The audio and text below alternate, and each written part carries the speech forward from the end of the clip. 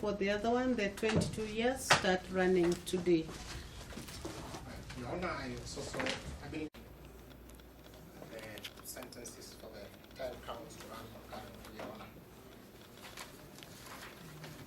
Also, on top of that, I request the court to order that whatever sentences will be pronounced run concurrently for all the 10 counts. Your Honor, I cannot be able to finish this without saying something about my academic background, my academic and professional background. This matter has been of immense public interest, such that probably a lot has been missed along the way. The case has been prosecuted in the court of public opinion. In the media and all that. So, as I said, when I finished my Form 4 in 1994, I gained admission at the University of Nairobi College of Health Sciences, which I joined in 28th of October 1996, Your Honor. The date again? 28th of October 1996. Your Honor, I went through hell on earth as I tried to finance my education. My dad did not have a job. My mother was doing some odd jobs here and there. But all in all, they did the best they could.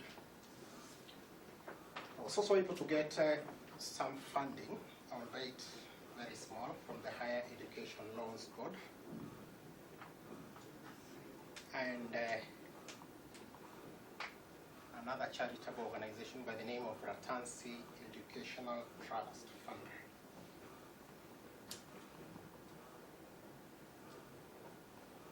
Your Honor, I attended all courses of instruction, lectures, ward rounds.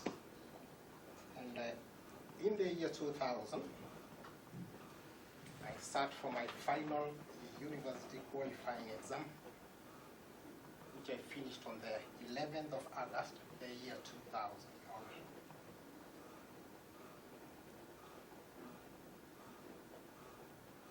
The date again? I finished on the 11th of August, the year 2000.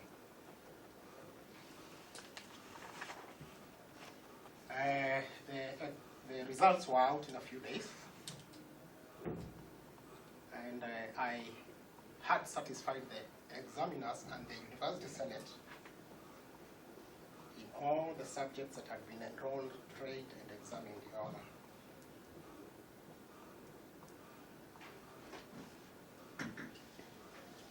And so I successfully graduated during the 29th congregation for the award of degrees and conferment of diplomas of the University of Nairobi.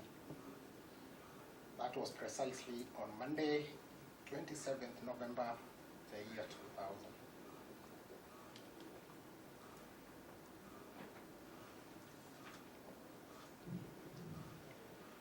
Your Honor, I had noted that something is, this fact was missed in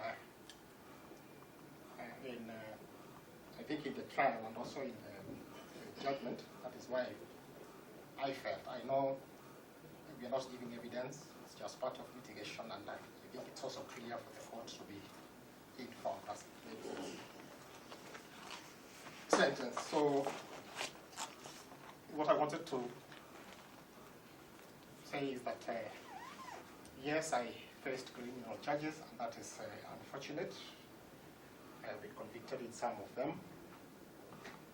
But one fact that cannot be negated by anything else and remains a fact is that I finished my university, I graduated, and I have availed this morning original copies of my degree certificate, Your Honor, all the transcripts, and I think a nominal roll for the year 2000 that confirms that I indeed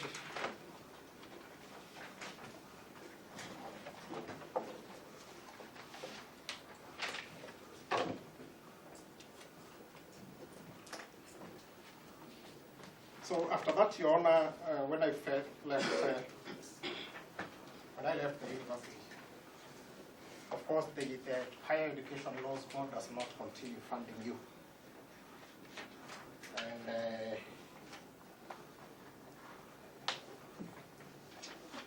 so I had issues doing my internship in bits and bits there, and that is where my problem with the medical board started. So I want to categorically confirm that my issues with the medical board have nothing to do with my educational background. They have issues to do with licensing and all that, which is completely, totally different matters.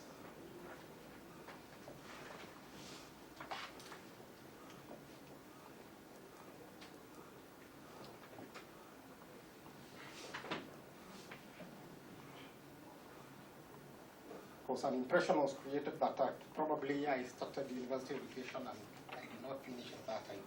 That cannot be further from the truth, Your Honor. So,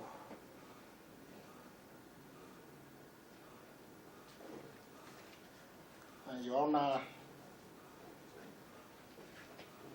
when I was going through all this, I was doing it so that I could serve my country. Actually, I had qualified for other more prestigious courses, including architecture, engineering, actuarial science, and all that. But I felt I wanted to serve humanity and my country. So that is why I still insisted on pursuing my training along that line. And of course, I had hoped to kill two birds with one stone by doing that. And number one, I will be able to secure my future. Number two, I will be able to assist break the curse of poverty that was affecting my family then. I'm done with that, Your Honor. And finally, that is one of the facts which have been missed all through. And I believe there's many others. That is why I had requested this court. I had felt the court can benefit from ordering for a pre-sentence report. I'm still requesting the same, Your Honor, if you can allow that. As for the documents that I've just presented, Your Honor, the prosecution had indicated that they might require verification. I cannot be happier to have that done because, Your Honor, it cannot take 1 hour. The University of Nairobi is less than 10 minutes drive from here. The office of the academic registrar is open, and they have the nominal roll book, and they have everything. So, Your Honor, I'm done, and I stand guided by the court.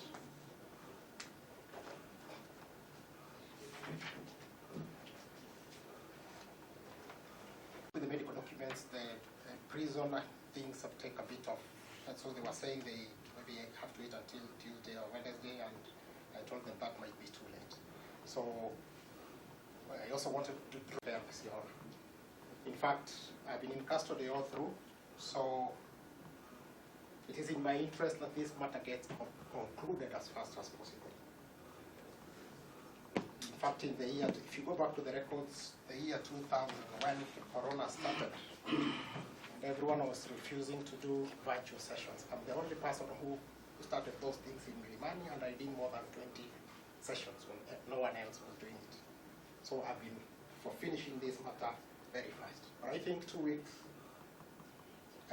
is nothing compared to the last 7 years, and also for the court to be informed as it makes a decision on the sentence. The right of the option of fines where they apply, basically because I'm not in a position to practically raise anything for now. And I will gracefully serve the sentence that will result after that is done.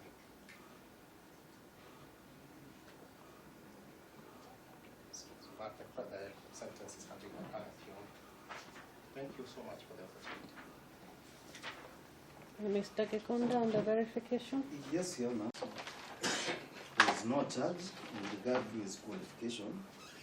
Your Honor, the charge is facing the accused person is whether he had a license or not from the various bodies that regulate the health department in Kenya. None has been produced before you. If you look at count number 3, is the issue of whether he had a license from the Pharmacy and Poisons Board. None has been produced before you. Count number 3, the same case. Count number 4,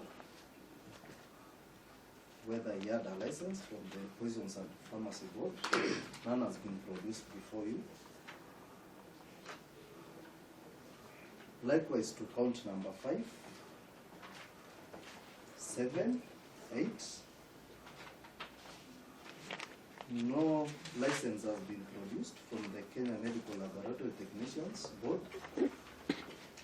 And the issue is surrounds the certificates authorizing him to practice. We are not contesting his academic qualifications. For that reason, Your Honor, we have no business verifying those academic qualifications. Okay. Without the documents he was producing, I regard to his health condition. Your Honor, at the same time, you do not have a license. And that is the impression that was created by the prosecution all through. If you can recall the judgment of the court saying that from what they have, the accused person seems to have started some training which he did not finish. And I think the court did not just think that from any person. So, Your Honor, I have the extra documents showing I had actually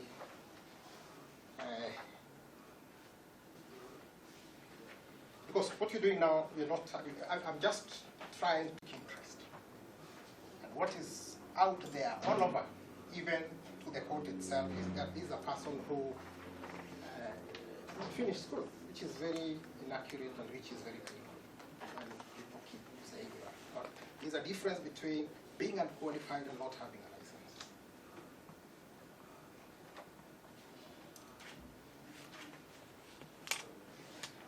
When I make license, let him produce one. That is all what we are talking about, the charges that is facing. None of the licenses are. So, Discuss the prosecution. I thought it's important. Being a matter of best public interest, you have been patient for the last 7 years.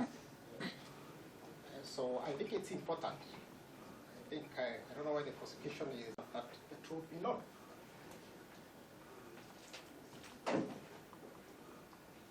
And I have accepted, I will serve the sentence.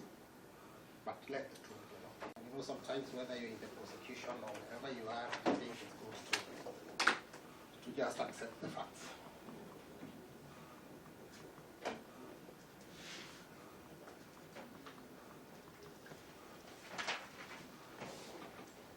Document that is dated the 9th of December 2010, issued to the accused persons clinic. Your Honor, if this was to be termed as a license, I've not said it's a license. Just look at what it is. Look on whether the licensing was paid for and all that. I think there's an official government receipt there plus other things. Your Honor, these are documents. There's also something for inspection of a medical premises which is paid for. So I don't know why you are reading that document. Your Honor, this document dated the 9th of December 2010, confirms that the health facility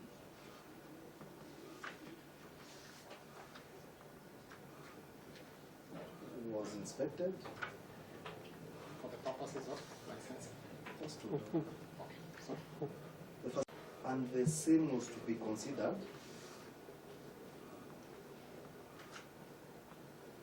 to operate the facility until the actual license was issued. Your Honor, all what we're asking is, can he avail that actual license that was issued to him? yes, I can. That is what I'm asking for, and that is the regulation about And then 6.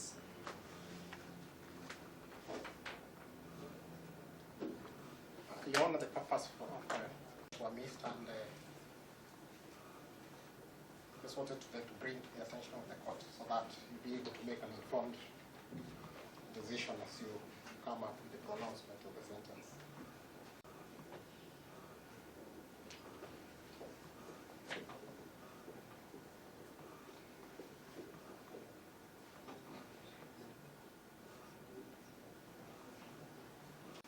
Just when were you charged? I was charged on the 23rd of November 2015. When were you convicted in the other case?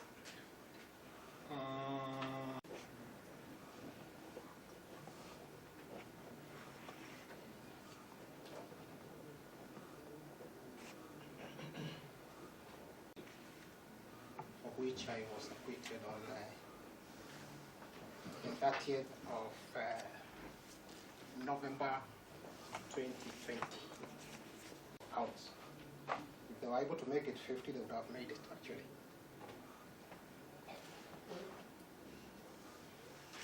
Yes, And during. even part of, if you look at the part of the charge, it's actually important because someone is saying I practice as a doctor, someone is saying I practice as a nurse. I don't know how I can be charged with the two, but I know that is water under the bridge.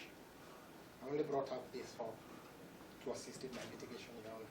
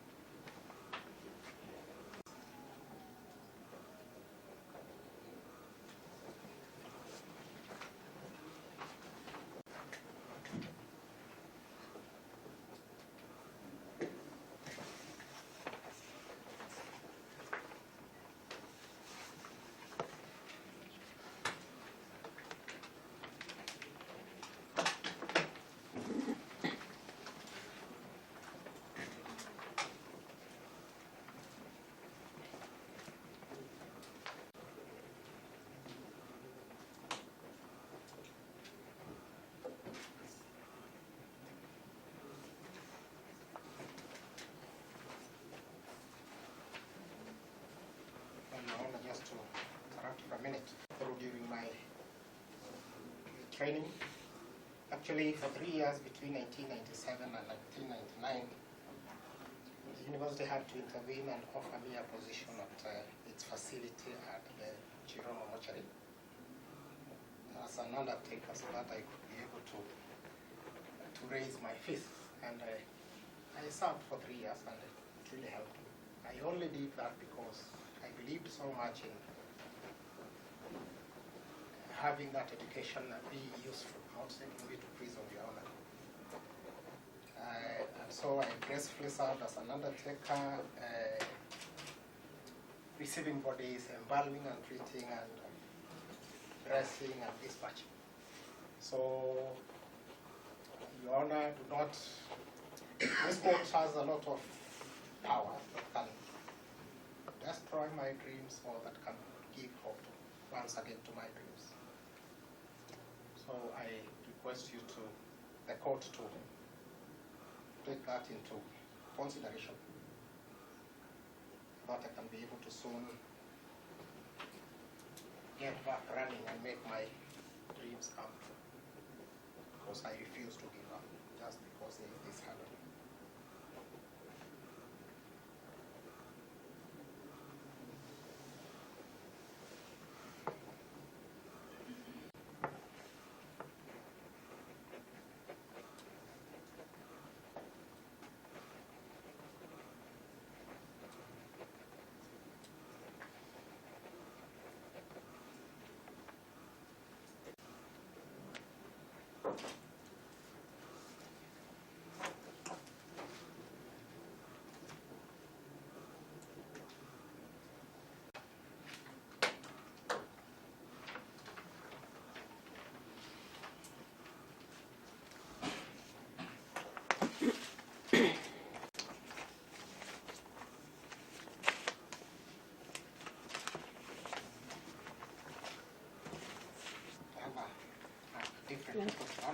Yes. not part of it. I don't know whether I can do it now.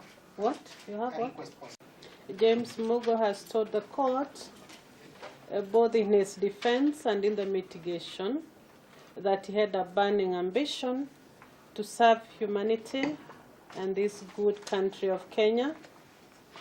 He also indicated that his elderly parents, who are of meager means, looked upon him to lift them from the curse of poverty, and therefore he worked very hard in high school and proceeded after qualification to join the University of Nairobi. He also indicates that he satisfied all the academic criteria and was awarded a degree.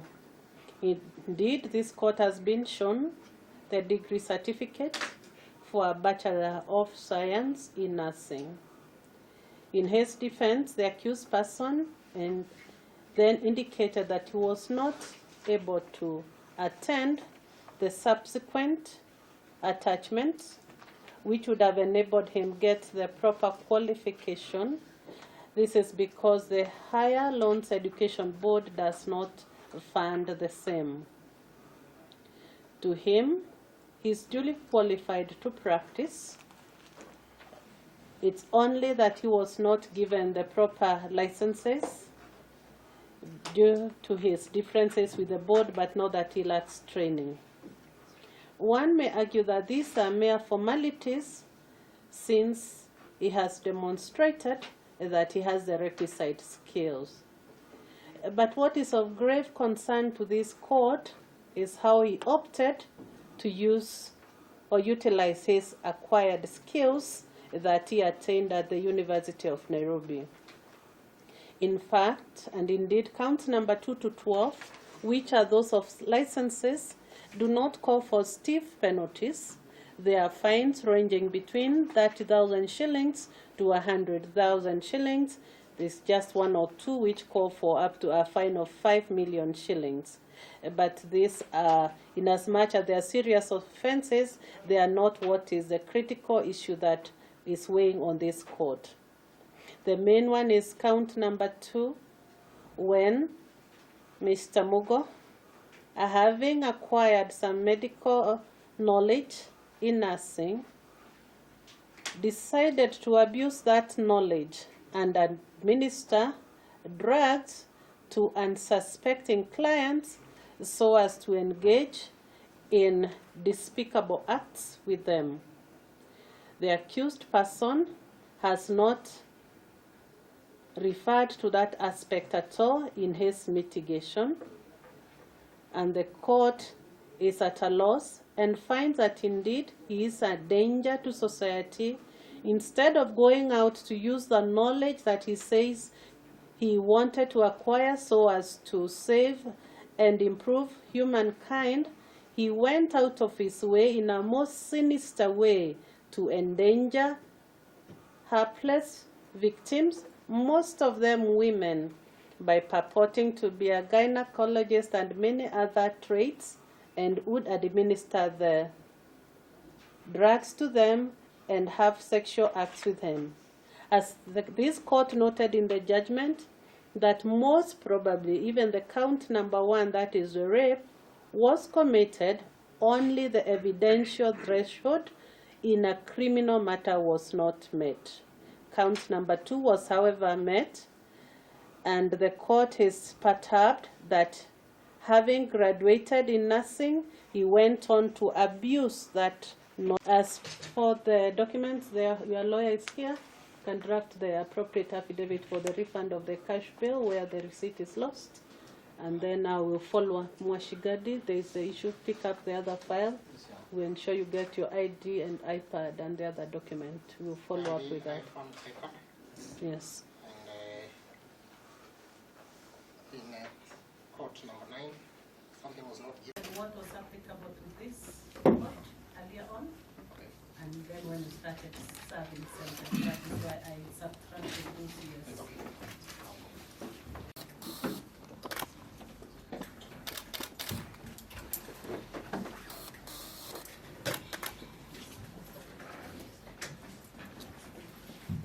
proceed with the hearing. This is now the live recording. The chances you introduce yourself into the microphone.